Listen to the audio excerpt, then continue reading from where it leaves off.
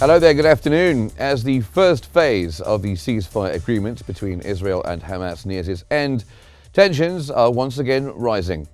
Despite the promises of a gradual exchange of detainees, Israel has delayed releasing Palestinian detainees, violating the ceasefire deal and drawing sharp criticism from Hamas. As Israel continues to obstruct the deal, what is at stake for the continuation of peace talks for the second phase? Will Israel honour the terms of the ceasefire, or will the conflict intensify once more? Welcome to In Depth.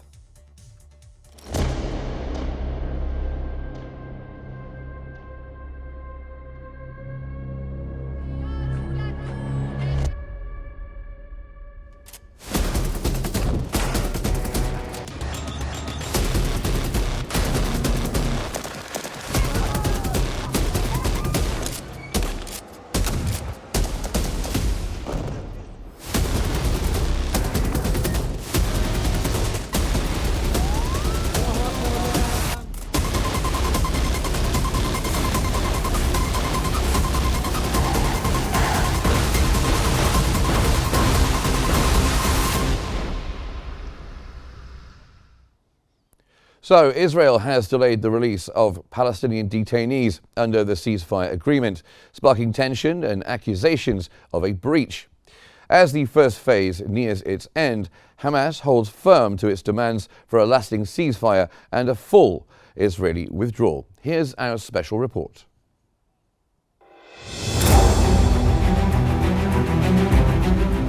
Israel postponed the release of around 600 Palestinian detainees as part of a ceasefire agreement, despite Hamas's handing over 6 Israeli detainees as agreed. This delay has led to condemnation from Hamas, who said that Israel is breaching the term of the deal.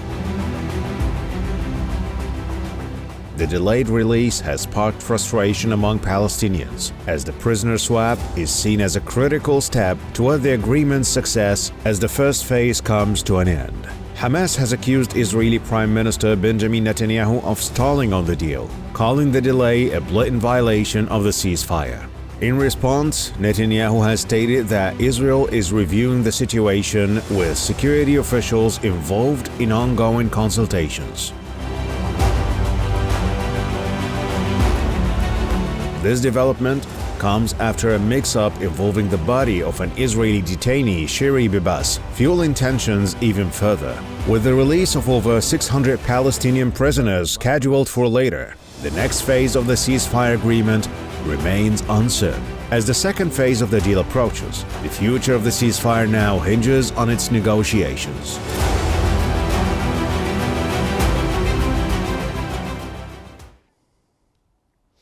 Hamas released 6 Israeli detainees in Gaza on Saturday, marking the latest step in a ceasefire agreement.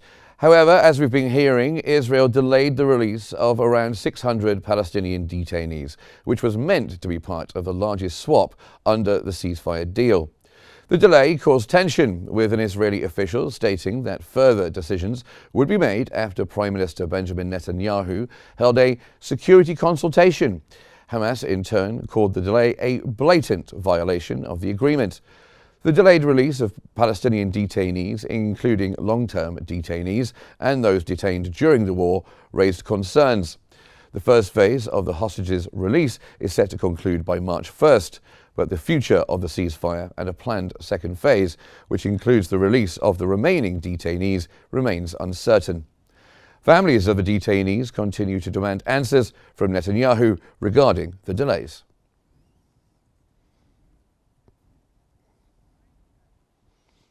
And to talk this through with us, we're joined from Cairo by Dr. Mohammed Osman, an international relations specialist, and Dr. Ahmed Foued Anwar, a researcher in Israeli affairs. Thank you very much, both of you, for being here on the program. We'll start with you, Dr. Anwar.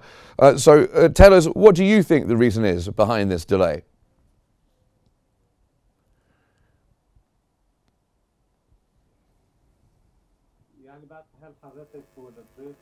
Greetings to you and the honorable guests. I think there are two points that Israel suffered from during the 24 hours that passed. First, the release of the remains of the detainees, which was shocking to the Israeli community that sees that Netanyahu delayed the ceasefire agreement in the 27th of May without this deal. Those detainees were killed by Israeli strikes. Also, we have seen one of the detainees kissing the head of one of the Hamas troops, which conveys a nice picture against this one portrayed in the Israeli media as the Hamas soldiers are very violent creatures. We have seen on Saturday delays in releasing the Palestinian detainees from the Israeli prisons to cover up these footages we have seen in the media. And coming to you, Dr. Osman, same question really. How do you view Israel's decision to delay the release of the Palestinian prisoners, and what impact will it have on the ceasefire's second phase? Thank you for having me, Mark. Greetings to you and to your viewers and the honorable guests. I think that this is very reminiscent of Israel's behavior since the beginning of this ceasefire, always trying to find any little BT mishap by Hamas in order to take advantage of it and basically justify another severe violation of the ceasefire.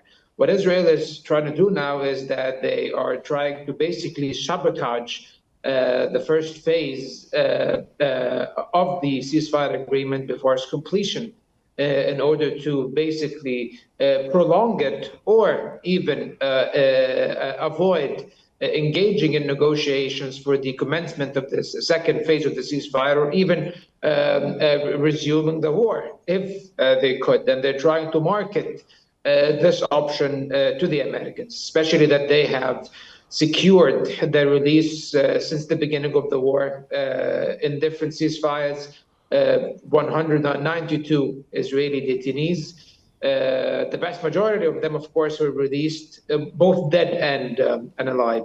The vast majority of them were released through negotiations and agreement. Only 5 or 6 were actually freed by force by the Israeli occupation army. The rest, over 180 detainees, had to be released through negotiations. Now 63 detainees are left in the Gaza Strip. About 36 of them are dead, 27 are alive. So not that many more detainees to go. So there might be this idea that, oh, why not resume the war? However, the only obstacle standing in the way of this happening is the Americans, because it seems that the Trump administration still is reluctant, at least from what we hear from Stephen Witkoff, is that they are very interested in the commencement of the second phase of the ceasefire. However, with yesterday's Israeli violation, by basically not implementing their end of the deal, because the 6 detainees were released, and before that, the bodies of 4 Israeli detainees, including those of the Baibas family, Sherry Baibas's body was not submitted on time or turned over in time. It was a Palestinian corpse was submitted or turned over by mistake. However, this mistake has been rectified, and the body of Sherry Baibas was received by the Israeli military from the Red Cross. So I do not see any justification for Israel's decision not to release the 600 Palestinian prisoners of war that were supposed to be released yesterday night, and this was canceled last minute. And it seems that now it's an open-ended arrangement. They said, we're not going to release them unless we get guarantees that there will be no provocative displays by Hamas during the next prisoner exchanges. So we will see how that works out. However, the deal once again has reached an impasse, and we will see whether the mediators can manage to bridge that gap once more in order to save the ceasefire and detainee exchange deal. Well, let's stay on the Sherry biomass situation. Dr. Anwar, do you think the mistake over Sherry biomasses remains being returned is a legitimate reason for Prime Minister Benjamin Netanyahu to obstruct the ceasefire agreement at this stage?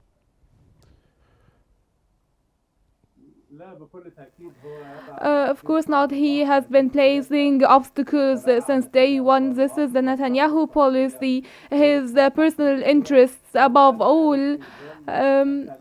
And in the amidst the starvation and the winter and the siege in Gaza and the surveillance and the survey airplanes, naturally mistakes took place after and they will make excuses after releasing all the detainees from the first phase. It was going very smoothly as planned, except for this incident that was actually rectified in 24 hours, and he was shocked by the public opinion in Israel that resented receiving those remains.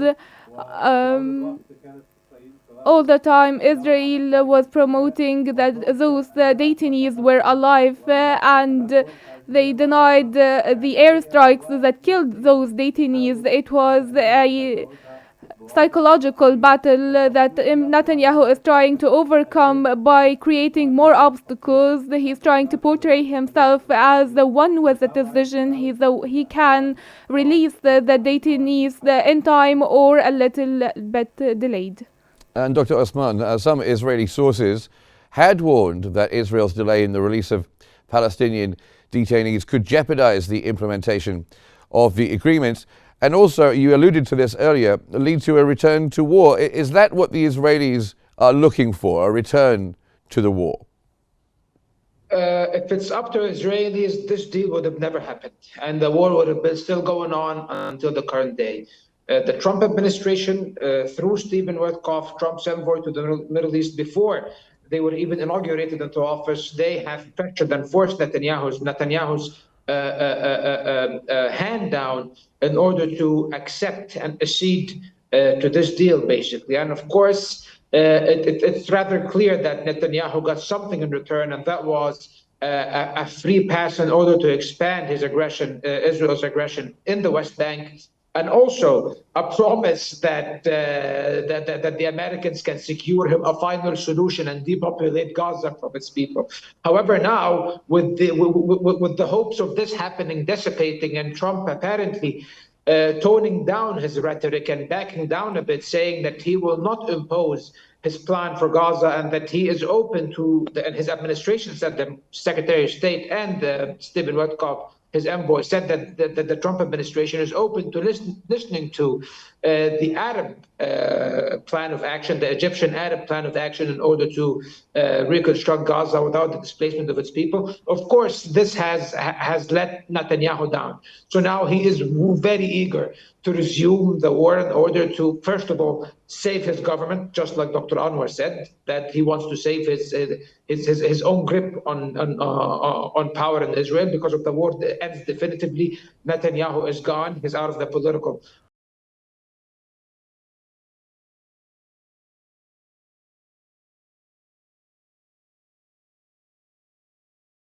war, actually. However, not only that, of course, because also Israel needs to accomplish something on the ground that they can market to their own populace as a victory. And I think that some of them do believe that this is attainable, unfortunately. But the problem is not only Netanyahu, the problem is the right wing in Israel, the governing right wing, and even the majority of the political class in Israel, because most of them are interested in the release of the detainees, are not in a permanent ceasefire, by the way. So we have to pay attention to them. So Netanyahu is not the only problem. So now it's up to the Americans to decide whether this ceasefire will hold or not. I think Stephen Witkoff today, just a few moments ago, said that they are eager to see the negotiations for the second phase begin. In order to begin the second phase, indicating that the Americans are not, contrary to some of the public statements, theatric statements made by President Trump every now and then, it seems that this U.S. administration is not interested in the reigniting of the war in Gaza, until now at least. However, whether this remains to stand will have to stand the test of time. And also, the U.S. might change their stance last minute if they believe that Israeli security or interests, or even Israel's image and the U.S. administration's image by virtue of their association with them, will be tarnished by how this deal is prosecuted from now onwards. You mentioned Stephen Witkoff, Trump's envoy to the Middle East, who also was Trump's friend in real estate in New York. That was his previous job before politics, which is quite a thing. Dr. Anwar, coming back to you, if it's not going to be about a return to war, what is the current stance of Israel all about? And what are their goals? What are they hoping to achieve in the coming stages?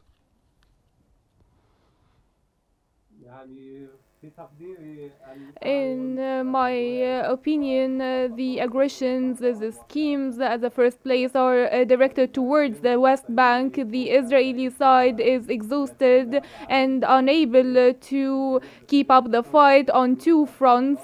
They are scared of the month of Ramadan, and the mediators as well. The mediators now are sponsors and parties to this conflict.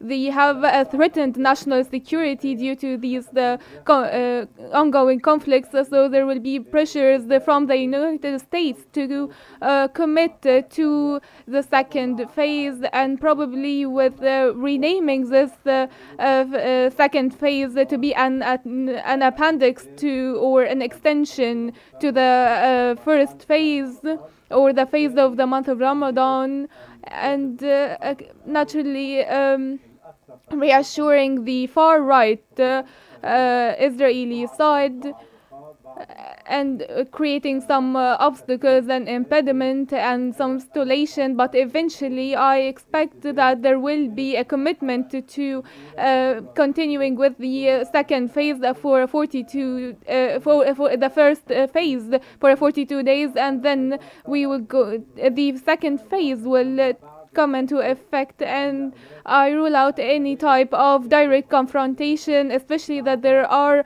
live detainees in Gaza, and the Gaza population headed toward the north after the IDF withdrew from the Netzarim corridor. It is highly difficult to go to resume the fight again. Especially that speaking of disarming the administration, the Hamas, and Gaza being ruled by the PLO, I do not think that Netanyahu will take the risk and sacrifice the IDF troops, and amidst the existence of strong resistance, and also the lives of the detainees that remain in Gaza, with the excuse of destroying Hamas. We have proven that it is not possible to destroy Hamas.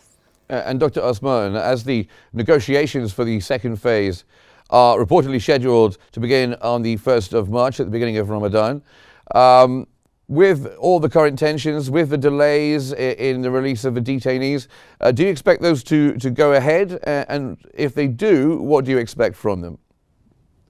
Yeah, I will just begin by just responding to something Dr. Anwar said. I just want to make that clear that in my own personal opinion, and the opinion of many analysts and experts, And judging by viewing and basically examining Israel's conduct, Israel does not fear Hamas or the Palestinian resistance. Israel did not accept this ceasefire because its army was shattered and destroyed in the Gaza Strip. This just isn't true. What actually forced Israel's hand down was pressure from the United States. And we should be very careful about how we tread and deal with this issue, because trying all the time to downplay Israel's ability and strength and what they are capable of and the criminal actions they are willing to engage in order to attain their political and military objectives always ends up badly for everyone on the Palestinian side. So I think we need to make that crystal clear. And I think that now we should be thinking of actual arrangements that are implementable, that will actually save the ceasefire deal and prevent it from entirely collapsing. And then and now I come to answering your question about the negotiations for the second phase. What I've just read moments ago, that Stephen Witkoff now is heading to the Middle East on Wednesday in a couple of days in order to pitch the idea of prolonging or extending the first phase of the ceasefire. And it seems that this is where things will head at the moment, because it seems that Israel will not release the prisoners, at least in accordance with the agreed upon timetable and of the first phase of the agreement. So now it needs to be amended, I guess, in order to secure the release of more Israeli detainees and the rest of the Palestinian prisoners of war. And I think that what the Americans are trying is that they are trying to buy time for the Israelis. And I believe that it's much more essential to actually begin as soon as possible to engage in negotiations for the second phase that will not only tackle more prisoner exchanges, but it would also tackle the idea of the day after the war, of the arrangements of the day after the war, of who will govern Gaza in the day after the war, and the reconstruction plan for the day after the war. And of course, this is complemented by the upcoming Arab Summit on the 4th of March, which is expected to adopt the Egyptian plan to reconstruct the Gaza Strip. And now the main focus has to be on trying to convince the United States that they should be on board with these arrangements and to completely forget about the displacement ideas and the rosy ideas that President Trump had that cannot be, that are not viable and cannot be implemented under any condition. And also there has to be guarantees that there will be a path forward after the finishing of this agreement to a sustainable peace. Okay, let me just bring Dr. Anwar back in on some of the things that you just said there, Dr. Osman. Dr. Osman, they're saying that there will be an extension to phase one rather than a phase two. What's your view on that, Dr. Anwar? I completely agree. I mentioned also this projection because eventually the Israeli side proved that everything will go with negotiation, with a political view, in cooperation with the mediators, especially with the warnings regarding the violent policies adopted by Israel in the West Bank before the 7th of October, and there have been warnings of the implications of this.